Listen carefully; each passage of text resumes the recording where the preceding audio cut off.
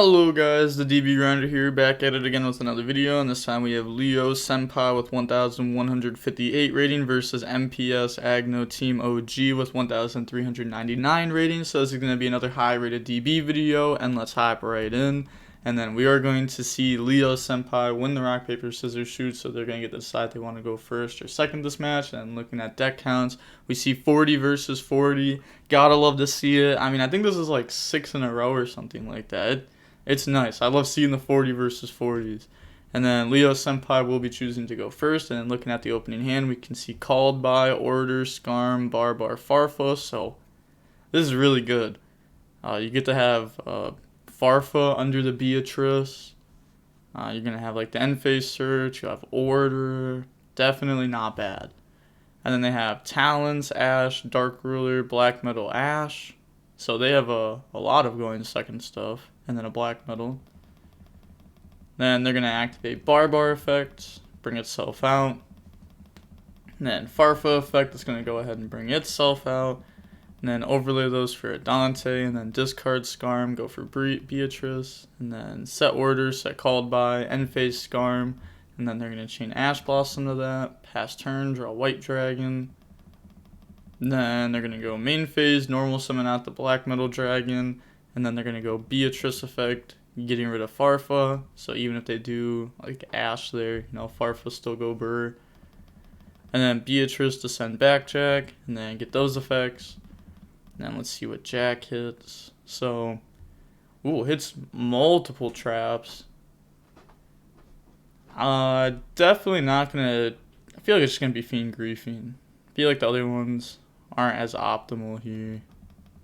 Like, yeah, really feel like they're going to take Fiend Griefing. So they are putting the Fiend Griefing to the top. And then they're going to go Talents to draw, chain Order, negate that. And then end phase, bring out the black metal. And then they're going to go Backjack, hit Fiend Griefing, activate Fiend Griefing. It's going to put back Ash.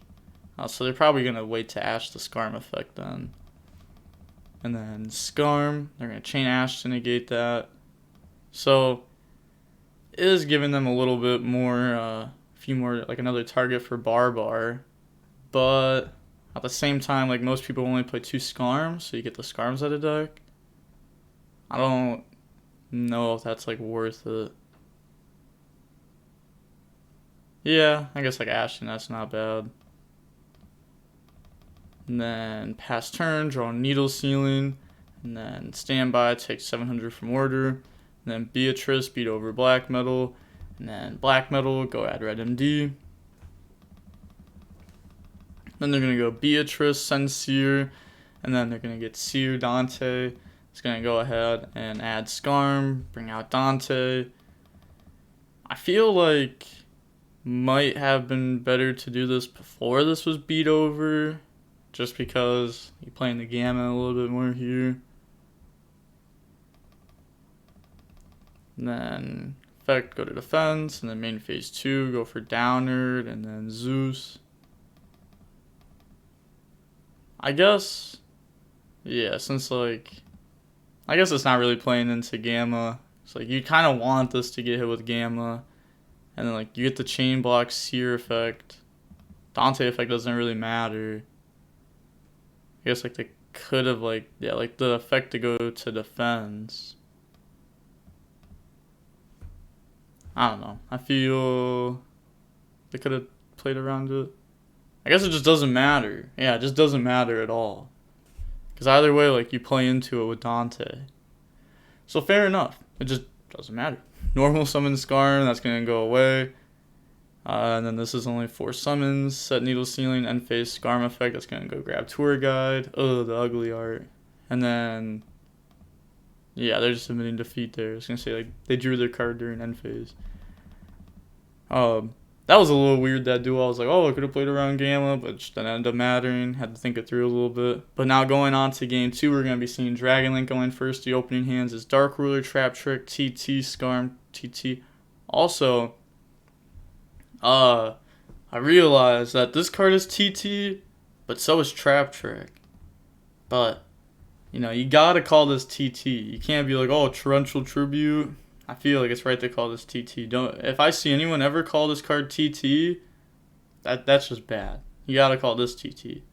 And then they have Tracer, Talents, Chamber, Nocto, Tiding. So yeah, this is pretty good. They're gonna normal summon out Chamber, effect, go grab Tiding. And then link that off for Striker Dragon, Striker Nocto.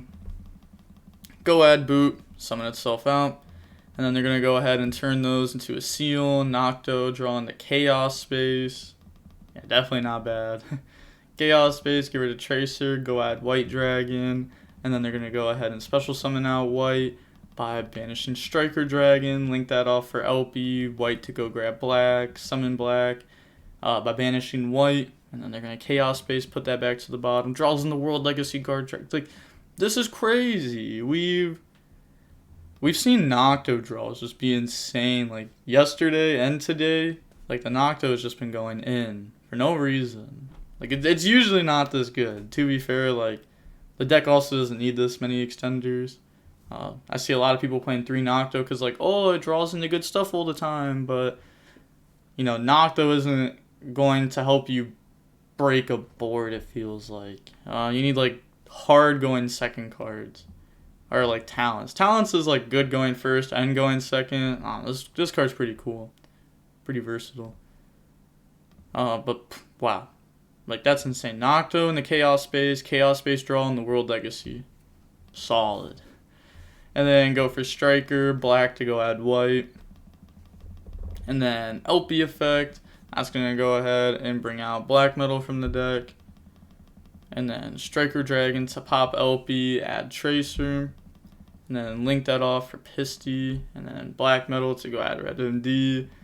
And then Pisty effect's going to activate to bring out Chamber from the graveyard. Link those off for Romulus. Romulus effect, that's going to go add Ravine. Like, look, they go 1, 2, 3, 4, 5, 6, 7, 8, 9 cards in hand, 3 on board. Yeah. Honestly, that's just what happens when you see Chaos Space. Like, the card just lets you get so much advantage.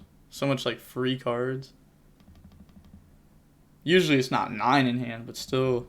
Ravine, discard Tiding, go send Brotar, and then World Legacy Guard Dragon Brotar, and then Brotar effect. That's going to go ahead, discard White, go grab Levy. And then special summon Levy. Alright, so this is 100% going to hit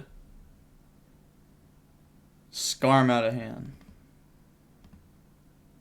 Alright, hits TT.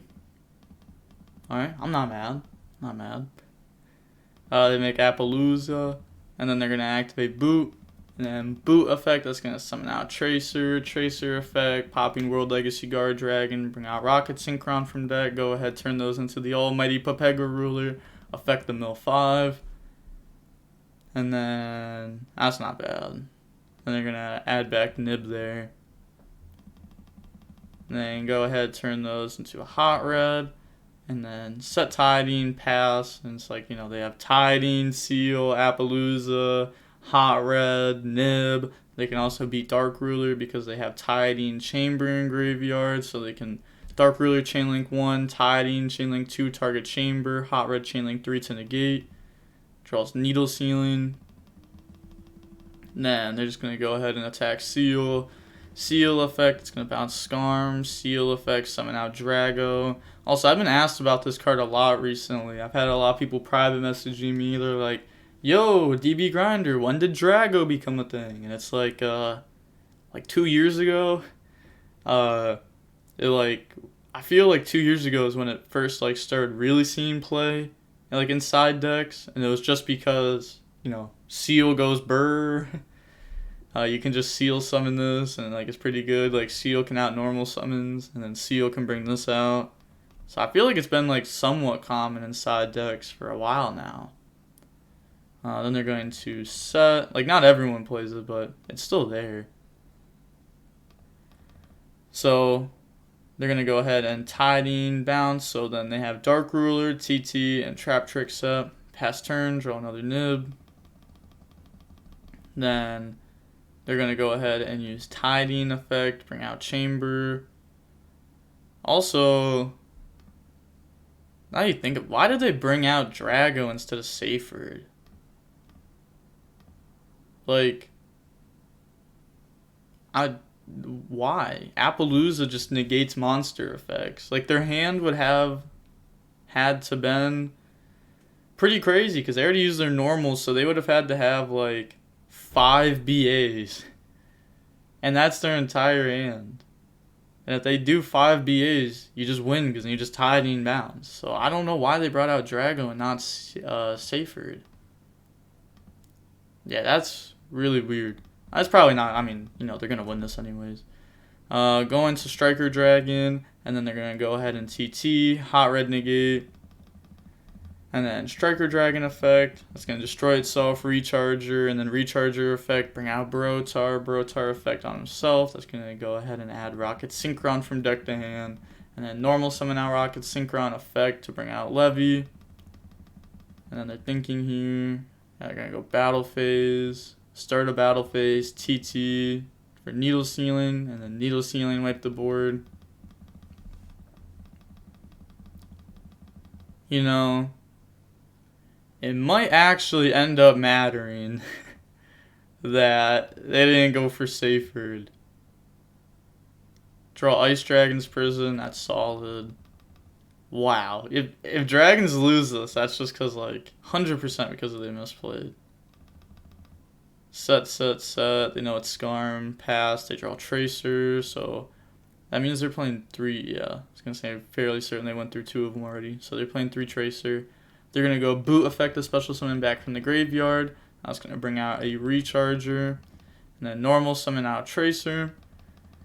Turn those into a Savage. And then Savage effect says on. Yeah, Savage doesn't target. They're going to chain Ice Dragon's Prison. I mean, it doesn't matter anyways. It's not like they're going to... Like, if they went, like, Savage, like, target Seal, if it did target in, like, an alternate universe... they would still just go ahead and banish something else because, like, there's no point of banishing that. Yeah, they're going to banish the 2 Synchro 8s. RIP Papega Ruler. Then Tiding, bring out Chamber. And then they're going to banish that for Red MD. And then Red MD effect. That's going to go ahead and summon out Hot Red. And then Battle Phase, attack Scarm. And then attack directly. And then they can use that effect if they want to. Yeah, then they're going to use that to bring out Tracer. And then pass. So, like, now they're playing into Needle Sealing. Because they summon that out, and they're going to Scarm. They can go at Tour Guide, summon Tour Guide effect, Chainlink 2 Hot Red, and then they can Needle Sealing if they want to. They're going to go at Tour Guide. Also, I disagree with this artwork. Draw Called By. They're going to go ahead and Dark Ruler. Yeah. I don't know. I mean, obviously Dark Ruler there. Would you summon back out with Hot Red? Like, would you Hot Red summon back out? Does it actually do anything for you? Because, I don't know. I feel like that just plays into Needle Sealing way too hard. Maybe they're just like, oh, you know, if they have the 3rd one, they have the 3rd one. Imagine if this was just Seyfried, though. And then Tour Guide, that's going to bring out Graph. Overlay for Dante. They're really just going to win this. Attack Tracer, take... Well, that's at 13. Even if there was no boot on board, it'd still be at 1,000. Yeah, and then go for Downard, and then go for Zeus. They do know that there's a Nib in hand. But even if they do get hit with Nib, then they can still go ahead and make Beatrice there, which is still pretty good. Set Called By. End of main phase, they're going to drop Nib. Because, like, if you don't go for Downard, then you only get 1 send. And then, like, you won't have an interruption next turn. This way, you will have an interruption next turn. They're going to do Chainlink 1 Graph, Chainlink 2 Dante. It's going to go ahead and add back Scarm. And then Graph, summon out Seer, bring out Dante. And then discard Skarm, bring out Beatrice. End phase Skarm, go grab Tour Guide. Pass turn, draw Seyfried. Ayy.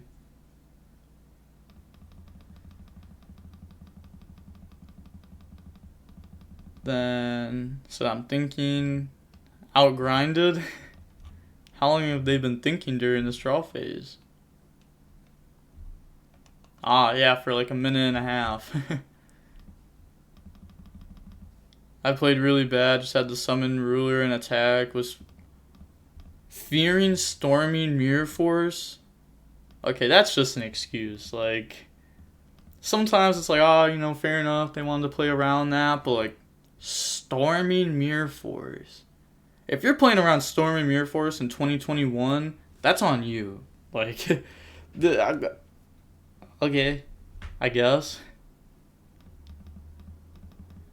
That's another trap I will put in, thank you, ha ha ha.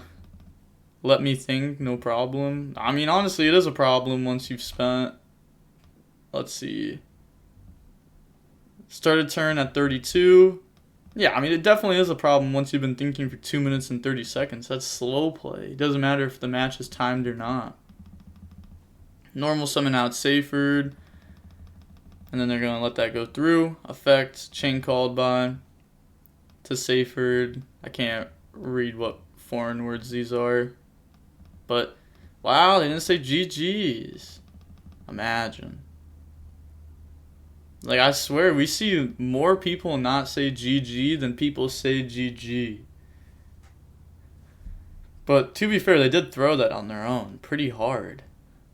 Like, they were fearing Storming Mirror Force, but played into Needle Ceiling, which is obviously way more popular than Who has hurt you? Who has hurt you with Storming Mirror? You know, I've actually been hurt by Storming Mirror Force before. Shout out Miguel Soto, very cool guy. I actually went to Worlds with him in 2015, and then 2016 I played in a 3v3 tournament at the NAWCQ for like fun, and I was playing Cosmo. My other buddy was playing, it was like Frog Monarch. I don't even remember. Just we were playing some random decks, and I played against Miguel Soto, and he was on Mermail. I was on Cosmo, and I was like, you know, I can just go for game here. And I went to go attack. I had 5 monsters on board, and I'm playing against Mermail. And he goes Storming Mirror Force, and I'm like, oh, you didn't. And then they top decked. I think it was Prince, and I was like, oh, this ain't fair. But still a very cool guy. Miguel's cool. Looking at how long the match was about 36 minutes long. That's not bad at all. Especially when it has like BA, which can take a while. This deck can also combo for a while. They did make mistakes this game though, like the Drago. It honestly just doesn't make sense because, you know, if their hand, like to beat Appaloosa, their hand would have needed to all be BAs, different BAs. And then even if they do have all different BAs, Tidying Bounce Dante, they pass. So they should have just let Appaloosa deal with the monsters. They didn't need to also bring out Drago. Like, maybe they were scared of something negating Appaloosa? But what negates Appaloosa there? Because, like, they had Dark Ruler, but, like, no, Hot Red. They still had Tidying Hot Red to play around that. I don't know. I really don't know. Yeah, that was interesting. Weird match. They played it very weird post turn 1. But, you know, that happens. And we see BA take the 2-0 victory. Fair enough. I like seeing BA win. BA is definitely a cool deck. I've loved this deck since 2014. It's crazy because if you bought this deck almost 7 years ago, you could still be playing it. Which is, like, really cool. Also, 2016 NAWCQ BA Monarch. That deck was nice. I've been looking back at old formats, thinking about like, what was the best deck of each NAWCQ? And honestly, I kind of think BA Monarch was the best deck of the 2016 NEWCQ. Also, I had a story I was thinking about. One time ever, well, I've had to talk to people, like, when I'm playing at a tournament, I've only talked to a person, like, to the left or right of me, like, twice ever, I believe. Like, one time it was, like, before a match started, but I'm fairly certain I've only ever done it twice. And one time was to ask Jeff Jones to get his elbow off my mat. Like, that happens. Fair enough. It's not like I was like, hey, get your elbow off my mat. And then another time, I don't know why it happened. I remember I looked to the left, and I saw BA Monarch at YCS Origins in Columbus. And I look to the left and I see BA Monarch, and just instantly I go, how are you playing that? And I don't know why. I don't know why I said it. And the dude looked at me and he was like, it's good. And then just kept playing, and I remember I was like, oh my gosh, I didn't mean to say that. I meant to say that in my head. That was weird. And then they actually ended up topping that tournament. And I'm actually subscribed to them on YouTube too. Is Darren Stephenson or something like that. I don't know how to say names. But yeah, they ended up being like a really good player. I mean, they topped the event with it, and like looking back on it, it's like, wow, I really accidentally said that. But fair enough, funny story. But with all that being said, I'm not going to waste any more of your time. The DB Grinder signing off. Peace. Have a nice day.